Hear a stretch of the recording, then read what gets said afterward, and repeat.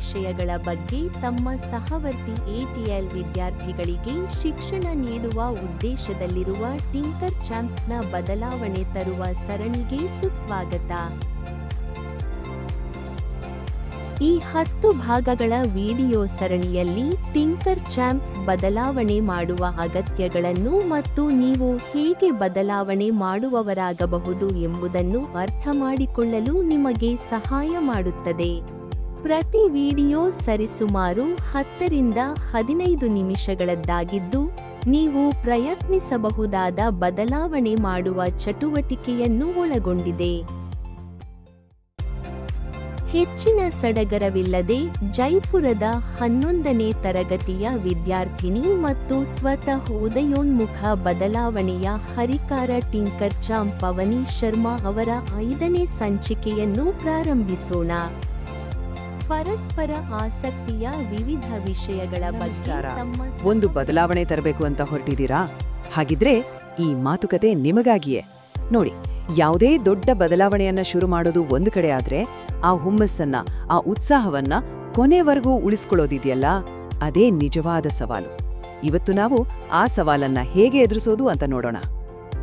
ಯೋಚನೆ ಮಾಡಿ ನೋಡಿ, ಏನಾದ್ರೂ ಒಂದು ಹೊಸ ಕೆಲಸ ಶುರು ಮಾಡಿದಾಗ ನಮ್ಮಲ್ಲಿರೋ ಜೋಶ್ ಹೇಗಿರುತ್ತೆ? ಆಕಾಶಕ್ಕೆ ಏಣಿ ಹಾಕೋಷ್ಟು ಉತ್ಸಾಹ, ಭರವಸೆ, ಶಕ್ತಿ ಎಲ್ಲವೂ ಇರುತ್ತೆ. ಆದ್ರೆ ದಿನ ಕಳೆದಂತೆ ಆ ಪಯಣ ಕಷ್ಟ ಅನ್ಸೋಕ್ ಶುರುವಾಗುತ್ತೆ. ಆಯಾಸ ಆಗುತ್ತೆ, ಅಡೆತಡೆಗಳು ಎದುರಾಗುತ್ತೆ. ಅಷ್ಟೇ ಯಾಕೆ, ನಮ್ಮ ಮೇಲೇ ನಮ್ಗೆ ಅನುಮಾನ ಶುರುವಾಗುತ್ತೆ. ಇದು ತುಂಬಾನೇ ಸಹಜ. ಇಲ್ಲಿಂದಲೇ ನಮ್ಮ ನಿಜವಾದ ಪಯಣ ಶುರುವಾಗೋದು. ಸರಿ, ಹಾಗಾದ್ರೆ ಈ ಸವಾಲುಗಳನ್ನ ಮೀರಿ ಮುಂದೆ ಹೋಗೋದು ಹೇಗೆ? ನಮ್ಮ ಗುರಿ ಮುಟ್ಟೋವರೆಗೂ ನಮ್ಮನ್ನ ನಾವೇ ಮೋಟಿವೇಟ್ ಮಾಡ್ಕೊಳ್ಳೋದು ಹೇಗೆ? ಬನ್ನಿ, ಈ ಪ್ರಶ್ನೆಗಳಿಗೆ ಉತ್ತರ ಹುಡ್ಕೊಳ್ಳೋಣ. ಮೊದಲನೇ ಮತ್ತು ಬಹುಶಃ ಅತಿ ದೊಡ್ಡ ಸವಾಲಿನ ಕಡೆಗೆ ಹೋಗೋಣ. ದೀರ್ಘಕಾಲ ಒಂದೇ ಕೆಲಸ ಮಾಡಿದಾಗ ಸುಸ್ತಾಗೋದು, ನಿರುತ್ಸಾಹ ಕಾಡೋದು ತುಂಬಾನೇ ಕಾಮನ್. ಇದು ನಾವು ಸೋಲ್ತಿದ್ದೇವೆ ಅನ್ನೋದರ ಸಂಕೇತ ಅಲ್ಲ, ಬದಲಾಗಿ ನಾವು ನಿಜವಾಗಿಯೂ ಏನೋ ಒಂದು ಅರ್ಥಪೂರ್ಣವಾದ ಕೆಲಸ ಮಾಡ್ತಿದ್ದೀವಿ ಅನ್ನೋದರ ಸಂಕೇತ.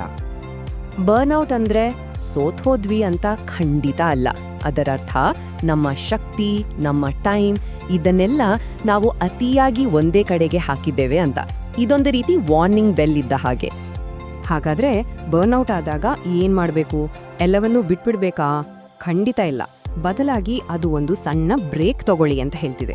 ನಿಲ್ಸಿ ಅಂತಲ್ಲ, ಜಸ್ಟ್ ಒಂದು ಪಾಸ್ ಅಷ್ಟೇ.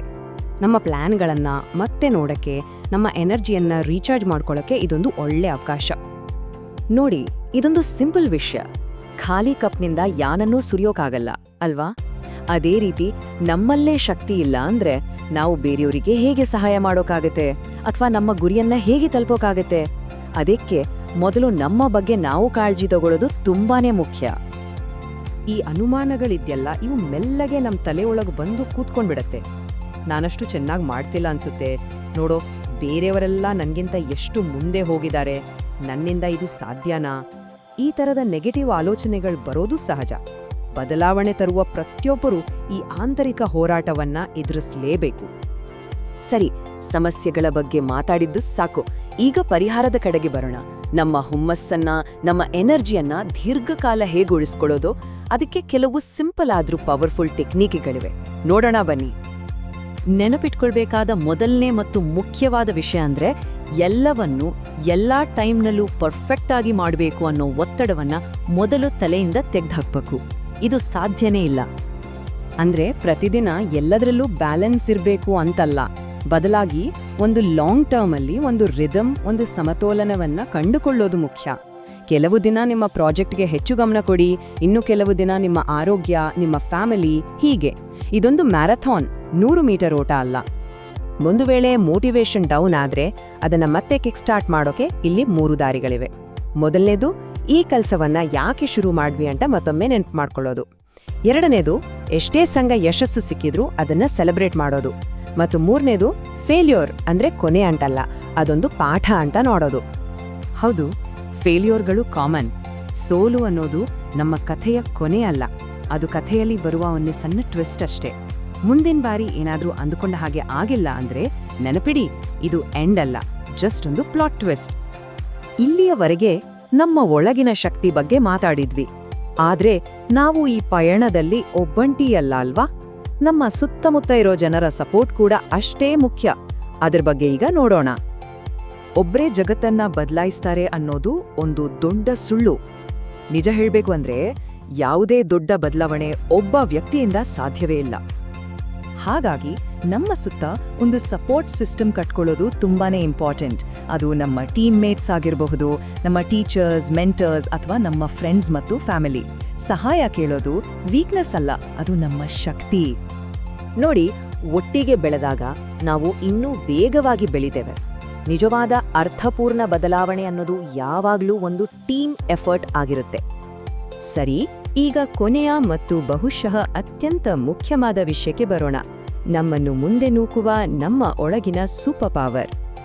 ಒಂದು ಕ್ಷಣ ಯೋಚನೆ ಮಾಡಿ, ಎಲ್ಲವೂ ಕಷ್ಟ ಅಂತ ಅನಿಸಿದಾಗ ಬದಲಾವಣೆ ತರುವವರನ್ನ ಯಾವುದು ಮುಂದೆ ನಡೆಸುತ್ತೆ?